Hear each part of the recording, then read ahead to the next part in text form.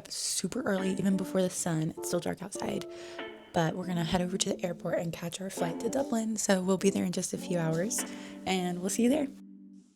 After a quick flight over to Dublin, we hopped straight into the Dublin Express for about €20 or $23.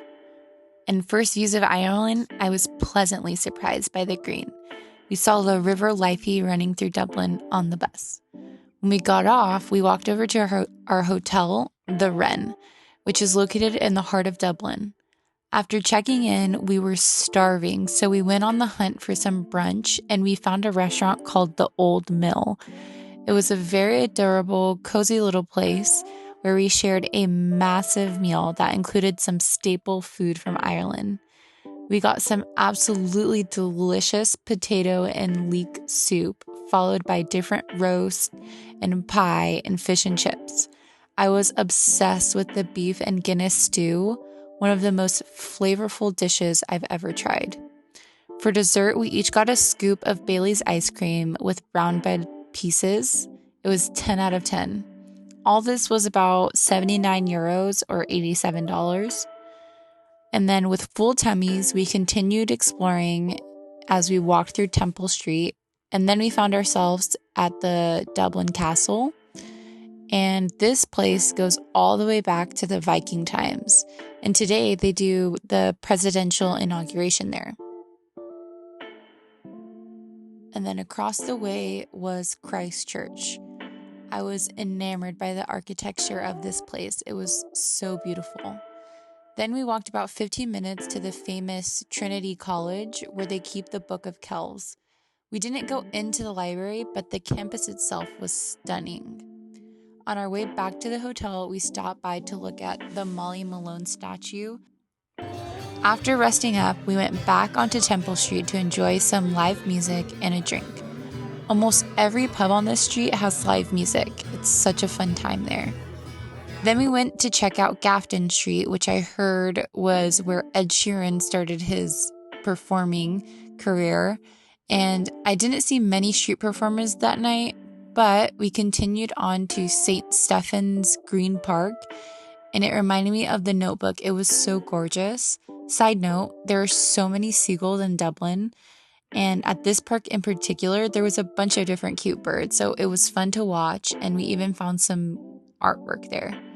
After that, we went back to our hotel and just hung out. We kicked off day 2 in Dublin with some hotel breakfasts for about €18 each. It wasn't bad, and we got to try black pudding for the first time, which we both found to be delicious. After, we went on a walk and found the Dublin City Wall, which dates all the way back to the Vikings, but was used throughout history to protect Dublin, especially during English occupation. Right next to it was a small medieval-looking church, which we passed by. And then we went to go to the Brazen Head, which is said to be the oldest pub in Ireland, established all the way back in 1198. Then we walked over to St. Patrick's Cathedral and stopped there for a few moments to admire the beauty of the place. Finally, it was time to go to the Guinness Storehouse to start our tour, which turned out to be a highlight of our day. We started with a quick intro to the layout of everything, and the rest of the tour was self-guided. The first part included some history from the company and an amazing representation of the ingredients used to make Guinness: water, barley, yeast, and hops. Then we got to learn about the unique brewing and how they roast the barley, the fermentation, and how they make the barrels. We also got to experience an amazing way to taste the Guinness by smelling different types of beer and then enjoying a tiny little glass as one of the workers instructed us on how to properly drink Guinness beer. My favorite part was the advertisement section, where we got to take a peek into the different advertisement campaigns through the history of Guinness. And at the end, we went up to the Gravity Bar, where we enjoyed a beautiful view of Dublin from above and a pint of the one and only Guinness beer. We decided to learn some about whiskey, so we walked over to the Teeling Whiskey Distillery, which happened to be the first one to open in Dublin in 125 years. I guess the city had a bit of a dry spell. But this whiskey was voted to be the world's best, so we had to go check it out. We followed our tour guide where we were led to watch a short video about the history of Teeling whiskey, and then we got to see a real-life whiskey distillery and learned about each and every step. I personally didn't know that whiskey first is made from beer, and in Ireland, they distill their whiskey 3 times, which makes it extra strong. It was amazing learning the science behind it all. Then we went to the barrel room where we learned over at least 3 years the whiskey gets its true taste and color. The longer it sits in the barrel, the less whiskey there is and the darker it gets. At the very end, we got to try some Teeling whiskey and this refreshing cocktail that was made from their whiskey. I was a huge fan. After we walked along the river to the Phoenix Park, we heard it was 2 times larger than New York Central Park and even has its own herd of wild deer. We found a small corner to nap for a while, and still feeling inspired, we walked over to Bow Street to find the Jameson distillery. Now, we learned that their whiskey is no longer distilled in Dublin since the 1970s, but I thoroughly enjoyed what they had to offer. We started off with a cocktail made from Jameson whiskey and then went into a small room to learn about their history. After, we moved to an interactive display on how they made their whiskey, which I loved. Everything was very detailed down to the smell of the ingredients. To finish it off, we got to taste 3 different types of Jameson whiskey. After becoming whiskey experts, we worked up an appetite and needed to eat, so we walked over to Grafton Street to a popular hole-in-the-wall restaurant, She and Street Food. We got chicken and french fries and shared it at the beautiful St. Stephen's Green Park, my fave place in Dublin so far. After that, we retired for the evening. Last day in Ireland, we wanted to get out of Dublin and see what else we could explore. So we got up bright and early, grabbed a quick bite to eat, and met up with Wild Rover Tours, where we took a bus about an hour into a town called Kilkenny, which turned out to be very medieval. We got off the bus and we were greeted by a castle.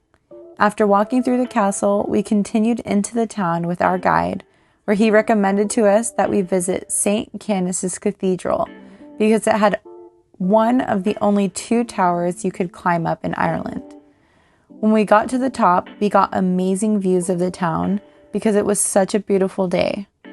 We then walked over to a cafe called Cake Face and got some delicious veggie sandwich and chai tea I've ever tasted, and I typically don't eat veggies. We then continued up the Wicklow Mountains, and I learned one of my favorite movies, P.S. I Love You, was filmed in this particular area. We stepped out to take in some views of the Wicklow Way, and then finally made it into Glendalough, where there were plenty of stunning hiking trails and views for miles of all the Irish green. This for sure was my favorite part of the day. We also walked through a medieval cemetery with a tower overlooking it. After, we got back on the bus and went just down the road to visit a sheep farmer on his working sheep farm. Here, we watched a demonstration on how his amazing dog herded his sheep and how he works the farm all together. It was inspiring to see a dog get to do something it truly loves. Such an amazing way of life. And at the end of the day, we were able to hold some of the lambs that were most recently born. After the bus ride back to our hotel, we grabbed one final pint of world-class Guinness beer and some Guinness beef stew, and then headed back to our room. Hey guys, so we are wrapping up our Dublin/Ireland trip, and the reason I say that is because we went to a few other cities besides Dublin, but for the majority we stayed in Dublin. Overall, amazing time. We really enjoyed it. Ireland, Dublin, it's full of culture, full of amazing people. There's a lot of tourists, but there's also a lot of history, a lot of things to learn and experience. The beer is delicious. The whiskey's amazing. We really enjoyed the food. I think overall we spent about $518. We kept track this time, so I will insert a little chart so you guys can look at all the different things we spent money on.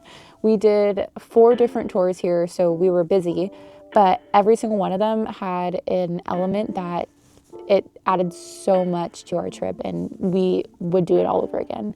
So yeah, we'll see you guys on the next place. Bye. Thanks for watching.